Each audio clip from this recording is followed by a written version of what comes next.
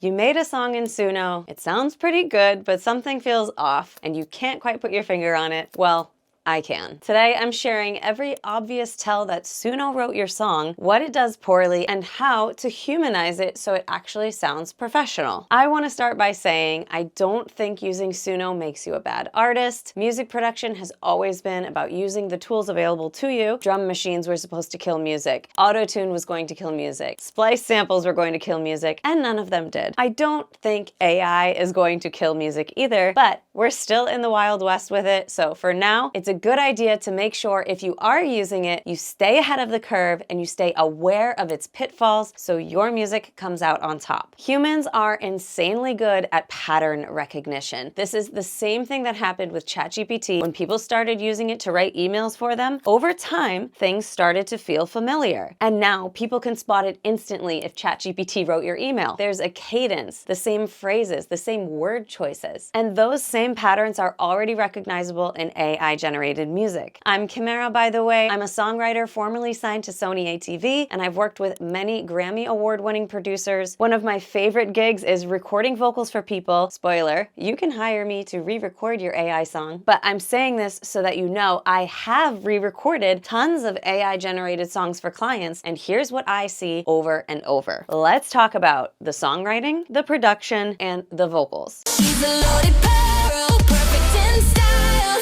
If you're not a shell, you're not allowed. She's a loaded pearl, perfect in style. If you're not a shell, you're not allowed. Bombshell rules, we run the crowd. First, the songwriting. Suno melodies vary too much. Real pop songs are built on repetition. The hook needs to be the same every time, so listeners can latch onto that and sing along. Suno tends to introduce these small variations in melody throughout verses, like it's trying to be interesting, but the result is that nothing really sticks, and you can't sing along after 2 listens. The chorus, especially the final chorus, isn't always the same. This is a big one because in a real song, the chorus is the anchor. It's got the same words, the same melody every time. Suno sometimes shifts the melody or even changes lyric phrasing between chorus repeats. Listeners can feel this even if they can't explain it. And it leaves people with this weird sensation like they just read a whole paragraph of a book but don't remember what they just read. Okay, unnaturally long held out notes and extra bars. Have you heard this? Suno loves a long dramatic held out note that just goes on a little bit too long. And sometimes you'll even get an extra bar in a section that kind of throws off the whole phrasing. Honestly, this either comes off as kind of uncool or just odd. And lyric choices.